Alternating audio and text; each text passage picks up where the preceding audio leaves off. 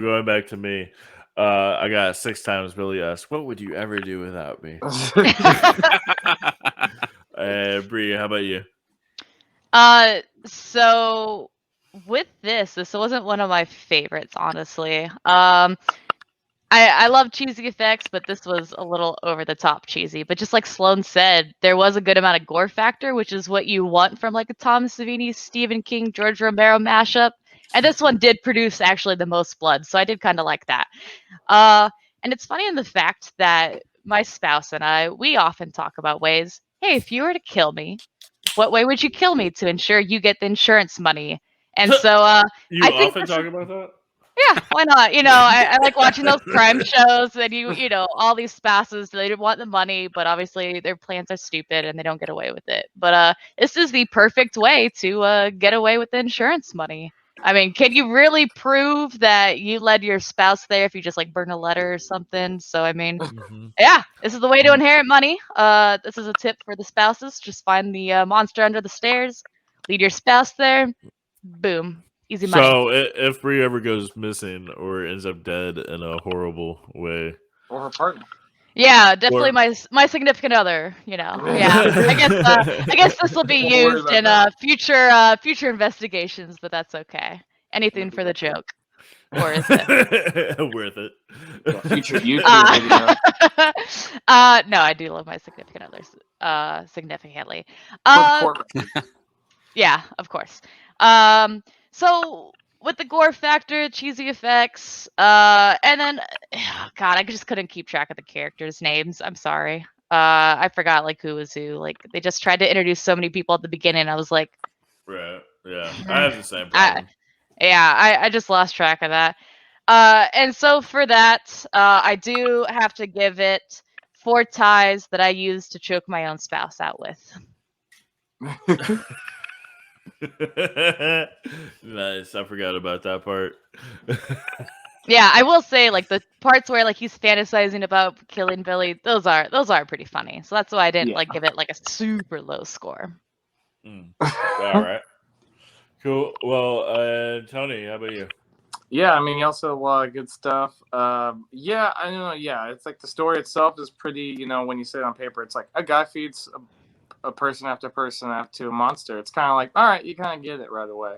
But I do kind of have a soft spot in my heart for this specific weird niche, like of like subgenre of horror because like I don't know. I actually wanted to mention this last time, but I was terrible. I forgot to mention in this last episode we did of favorite like schlocky old horror movies is The Pit. Have y'all ever seen The Pit? I've heard of it, but I have I not don't think seen it. so. It's a Canadian horror movie from like the 80s, and it's about like a total little shit of a kid, like a sociopathic kid who he's just in the woods. He like stalks people. He's like a weirdo, and he's in the woods one day, and he has violent fantasies about he's probably like nowadays it'd be like someone you kind of want to like watch and put on a list, and he's in the woods and he finds a big hole in the ground and it's just full of these like subterranean demon creatures and they just are just huddling around in a hole and he finds someone he doesn't like and he just fucking pushes them in and they eat him and he's like cool and he just starts leading people he doesn't like to the hole to push him in. He like pushes an old lady wheelchair in, like it's fucking hilarious. uh it's a really Pushing good Greg movie. I'd Abbott. love to. That's what we should cover. That's my pick. This is The Pit. But anyway, no, All this is right. really reminiscent of The Pit. Dude finds ex kind of gets his comeuppance. Anyway, like, and yeah, I don't know. It's pretty basic, but yeah, I'm a total like, I'm a creature whore. I love creatures. I love a good creature, and this is like the one segment that I mean, we got zombies and stuff, but this is the one that we have like a real deal, like creature, essentially, Hmm. and I like that.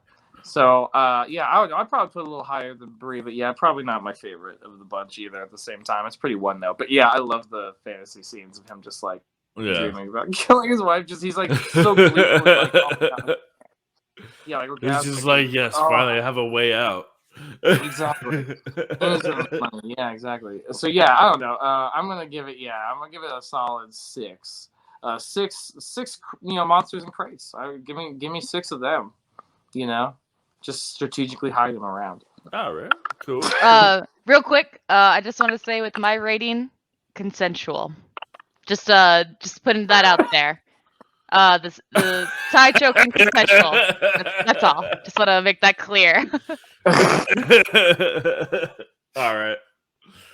Okay. And who wants to cover the last one? Which I think we should all do it at the same time. Like we all just go in at once. Yeah. The I think that's only creeping up fair. on you was what it's called. All right. I'm down with that. All right.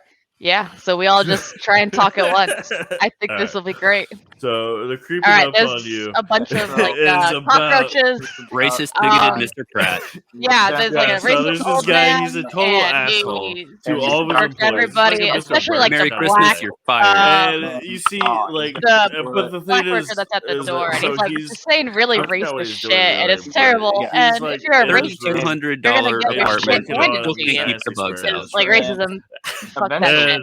And so And he's just he like gets being an cursed asshole, with and every time he's cockroaches, just right? an asshole. And so with all these it cockroaches, takes so well. it's just like one by Cockroaches, one right? by one by one, and then eventually Yeah, all the exactly. cockroaches just come out of his body, and it's pretty Wow. fucked up. I'm not gonna Yeah. lie, cockroaches When are he puts disgusting. his cereal into the blender and it blends all the bugs inside it and he starts eating it. Ooh, that's delicious.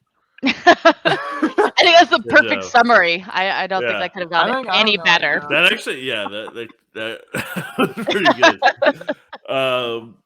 If whoever's editing this, I'm not even sure yet. It might be Martin. Yeah. Put this Have at fun the with that. beginning. Yeah. He's gonna watch Yeah. this and be like, "Wait, what the hell?" No, I think we summed it up pretty well. I think. Yeah. Yeah. All right. Well, cool. So, who would like to go first, and what your thoughts are on this? I'll go. I don't know. All right. Yeah. Hi, Man, so as far as like story goes, it's pretty like lax on story. It's not like the most intricate of dramas here. It's just pretty basic. A guy goes in, he's got a job. He's there to kill some cockroaches. But as far as it's a little dry there, but I kind of like man on a mission stories. It's just a guy going in there to do a job. And I really hate cockroaches. This is the one that it's technically not the. I mean, it is fucking disturbing, man. It is even if you are fine with cockroaches, I don't think anyone is cool with bugs using your body to hide out of them. That was an obscene amount of cockroaches. Oh God, dude, Jesus Christ! And it's oh God. So where I live, I deal with cockroaches a lot. It has nothing to do with I keep it clean, but it's just just the house I live in is just there's one somewhere, and Dude, there's been one behind you for the last 15 minutes. yeah. Oh yeah. yeah. No, and so I don't like cockroaches. I've never liked them. Any bug I find, I put it in a I'll put a glass over it and get a plate and throw it outside. Cockroaches die on sight. I don't fuck with cockroaches. I throw hands. I don't give a shit. I'll just So I get this guy. I'm with him. Fuck cockroaches. And yeah, this is kind of like a nightmare. This is like a literal nightmare for me. Everything that happens to him in this movie, this is So this is the one that definitely viscerally got to me the most, and definitely the one that gave me probably literal nightmares from Creepshow. I've had this fucking nightmare where I'm just cockroaches all over me, putting in my mouth. Oh yeah, So that alone, I gotta give it just eight dozen cockroaches, just all up in your guts. And the ending is just so fucked. Just what a thing to end the movie on. That's just not literally. There's one more thing after it, but that is just the gut punch of it's so funny. Yeah, that was a great way to end it. Yeah, it's just viscerally fucked up. I do not. Yeah. Ugh. Yeah. Yeah, That's why for sure. I actually I guess respond to everything you just said. I don't have a huge problem with cockroaches. I mean they're definitely gross, and I hate them, and I also, kill on sight. But I don't like have like a fear of them like a lot of people do. So when I was watching this, I was like, that's funny. Yeah, there's cockroaches, and he's having problems with them. And then the cereal thing, like they show up in a cereal, and I was like, damn, that's gross. But it didn't like fuck me up or anything. Like I think it would have for a lot of people. But I was like, all right, this is pretty funny. Up until like they're just everywhere and crawling all over him. They're just all. I was like, okay, I'm having a problem here. Yeah. And like I was just like, damn, like this is really fucked up. And then at the end, they're all gone. And I like the way the guy at the door, by the way, was like talking to him, like just like distorted, trippy way, which I dug that a lot. That kind of reminded me of a bunch of like what was Terry Gilliam movies. It seemed kind of Gilliam-esque. Sure. Yeah. But yeah, all the cockroaches are gone. So I was like, okay, so this is another psychological thing. Like the cockroaches aren't real. It's like in his head, really. And so I dug that up until they came out of his body. And I was like, damn, that is like, god damn, Fuck. ugh. There's Jesus. Yeah. Oh man. There's a story in one of Stephen King's things where it's about a guy who goes to he's an assassin, and he goes to an apartment after having killed a guy who's a toy maker, and the guy has made all these toys that are like sentient toys. I don't know if they're sentient, but they're like designed to kill this guy, and like they're little army men essentially. It's called Battlegrounds, and it's like basically this. It's the same thing, but instead of cockroaches, it's little army toys. And they did it for they made it into a movie, like a short thing for Nightmares and Dreamscapes, which is like like one of those miniseries things that they've done like a million of for Stephen King. But like, oh my god, that was really good. And yeah, so I think Stephen King has a fixation with like, guy dealing with a bunch of little things in an apartment condo place. Like he's had a couple of those. That's also a weird niche that he likes, and I like too. Right on. All right, cool. All right, well, yeah. So I like how it's a bunch of things. It's so you have the creepy crawlies. You have something that fucks people up the most is cockroaches. So you got like everybody's fear right there. Even people who don't even mind it too much are like really fucked up over it. By the end of it, they found a way. And then also there's a psychological part, but also if you notice, the cockroaches come more and more every time he's an asshole to somebody. The more he verbally abuses people, the more they come. So it's like kind of in a way like his karma or something. And it's just the thing he hates the most comes at him the more he just like is an asshole towards other people. So I really dug that. So this one was great. It's my second favorite. I'd say I'd give it 9 of Tony's Nightmares. And Bree, how about you? I mentioned in the intro, I hate cockroaches. I think they're the most disgusting things. I'm very thankful, like in the apartment that I live in, I'm on the 3rd floor, so I don't get too many of them. But when I do, there's a lot of screaming involved, a lot of stomping, and it's just not a good time. Like you pointed out, it's what he deserves. It's his cake that he gets to eat, and the fact, the wife of a worker that he had dies is trying to get compensation. Let him know, like, hey, you're at fault for this. He's treating the janitor like shit. And you know what? If it's nice in the fact that, again, too, that maybe this was all in his head. The cockroaches are gone. And, we could only hope that this becomes a trend. Like, if it were real life, it would become a trend in the fact if you're going to be a fucking asshole, then you're going to get your just desserts. It's just the only thing that I could criticize, and even then, again, we're talking about 80s effects, is like that body double when like the cockroaches like come spilling out. It's just like, oh They did a god. good job with that. Yeah, That for the that 80s, looked for real. sure. Yeah. Yeah, I for mean, the even for 80s, it was now, it excellent. wasn't too bad. I guess not like I'm just spoiled because of Rob Bottin's effects. I'm just a spoiled person, which I accept. Yeah. But again, like in the fact that it's nice to see somebody get their just desserts. Because I know again, we all want to see people get their just desserts in like the worst way possible.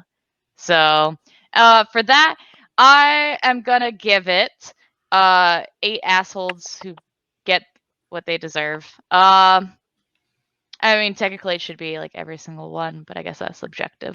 So Start with 8 now and then Yeah. move up later. yeah, Exactly. infinity. All right. Sloan. So yeah, I'm gonna relay information more on the human aspect of it. So pretty much what Mr. Pratt is he's either a tycoon or he's a Wall Street fat cat, and he uses other people as stepping stones to pay for his $3,200 luxury apartment, fully sealed off. Right. But yeah, the first phone call that he ends up getting is from, what the hell is his name?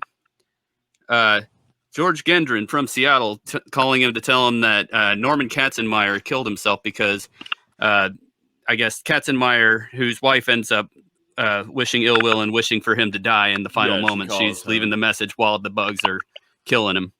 But so he took his own life, Katzenmeyer, because they sold out on the stocks. They bought out a certain company and he just let it go to waste. He got his money, but he was willing to let everybody else take the fall and fall to nothing.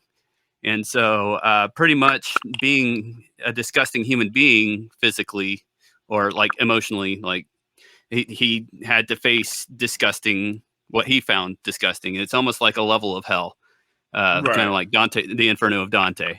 And so, you reap what you sow, you blocka. But yeah, long story short, like I said, during the times that all these people are calling him, one of my favorite quotes occurs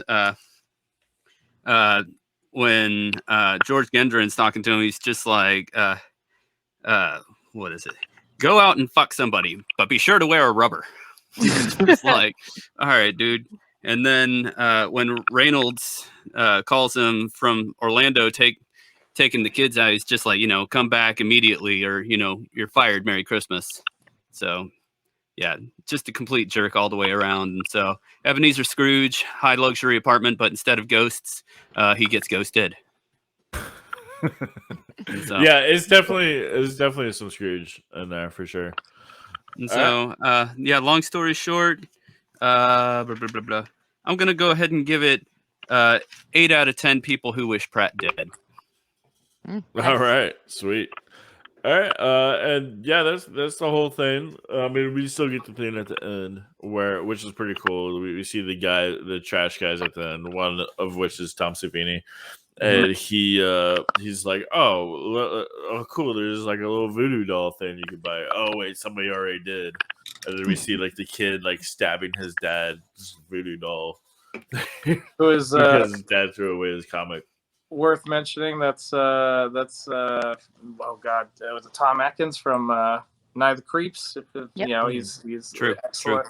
He has one of the best goddamn lines in like horror cinema in Night of the Creeps. By the way, the fucking good news is your dates are here. What's the bad news? They're dead. Like fucking every time. He's so Nice. good. Well, we are running real short on Close. time. Yeah. Yeah, this was definitely a good one. Bree, thanks for nominating it, and everybody else for Yes. voting for it. Basically, I think this was definitely good to start this show out on. So definitely, like, it's definitely a good movie, but it's also cheesy and campy and fun, and a lot of, I think, mainstream audiences would probably not like it because for many reasons. You really have to like put yourself in the shoes of these characters to really feel the terror. Yeah. Yes. Well, I think it's cool because it covers a lot of different kinds of horror. You know, you Yes. got like Yeah, body yeah, horror, absolutely, you got cosmic for sure. horror. You got so it's like, you know, if you don't like one, you the other. You know? I like Right. that. Yeah. I love anthology. So I would just like to say real quick. I asked this of all y'all, but I don't think we really have enough time to go over it. So what I was gonna have y'all ask is, what do you think would be a movie that would make a good remake? I would just like to say it would be hilarious if the Father's Day one, if they like made a full length movie of that. And so, but what we saw on Father's Day is actually just the first 5 minutes of the movie. The rest of the movie is just this zombie like going around town like attacking people trying to get cake. So like a Bill Murray in Lost in Frankenhooker. Translation. It's Maybe like he starts a giving cake. bakery. Yeah, Frankenhooker, but he just wants cake. Yeah, exactly. Just real quick, does anybody else have anything funny like that? No? So my story would have been continuing from where the beast broke out of the crate after the Oh, waterlogged. okay. The crate gets broken open and it gets out into the wilderness. And y'all know, like I said, I love critters. So at the beginning of Critters 3, when they're out at the picnic area, one of the krites ends up laying its eggs underneath the car carriage. So that krite ends up getting run over there. But in my story, there's still a few more out in the wooded area. And so when that car takes off, this beast meets up with some of the krites, but they also they come to learn and know each other, but they also end up meeting Bigfoot. And so Hell yeah. they team up into this like trinity of furry like greatness. And so Bigfoot ends up like enticing people by like dancing around in front of a camera, and the other two do a pincer attack on the people. And so like they all work together so that they can all be happy and fed. And so I love Nice. I think that would work really well. Yeah, probably. It's well, not a humanoid aspect. So Yeah. Well, that will conclude this very first review for Cult and Trash Horror Movie Grind. And I'd like to just give a sneak peek to our next week's episode. And here we have it right here. Oh, thank you. Oh, I love it. you shouldn't have Oh, done that. Man, ride his bike. Hong Kong. Honk. I'm sorry. I seem to have broken your. I really wonder what Stephen King would look like in the role of that bully. I think he it could kind of have does fit. look like him. Yeah, Like, You especially could like, interchange you know. him. Little piggly wiggly. I know he'd have a Maine accent. I know that. Yeah. You know, there's a theory that Maine doesn't actually exist, that is made up by Stephen King while he was on one of his coke binges. You know, I can kind of subscribe Float to like that a theory. butterfly, sting like a bee. I can see that. I can see that. Yeah. Oh. Beautiful. Perfect. Bill killed the clown. All right. I think my internet signal kind of went bad at the end there. Your internet's cutting us off. We got the majority of the trailer. If they wanted Yeah. to see the whole thing, they need to get the movie Yeah. themselves. So that Yeah. is Killer Clowns from Outer Space. That'll be next week's episode, and so look forward to that. So Tony, why don't you go ahead and tell us about your brother's podcast again, real quick? Oh yeah, if you like this, he's done an episode on Creepshow and Creepshow 2. Yeah, go check out the Kingcast. It's on Spotify and like everything, Apple, all iTunes, all the everythings. They also have Patreon you can go check out. But yeah, no, it's really cool. It's a really cool. They got a lot of cool people on there. They've had like Elijah Wood on there. Nice. They've had the guy who made Color Out of Space actually did an episode. He did an episode not too long ago. Yeah, they got a lot of cool people on there, and it's a lot of fun. You should check it out. All Awesome. about Stephen King. Oh yeah, check that out. Check out Movies So Bad They're Good, Midnight Cult Classics in Camp, both the Facebook group and the podcast, which all four of us you did before this one. Check that out, and of course, Infamous Horror on Facebook. And so that'll conclude this episode. Thanks all y'all for joining me in this one, and look forward to many more episodes. Yes. And Wonderful to be here. That'll be it. All right. Well, take it easy, everyone. Peace. Peace. Thank you.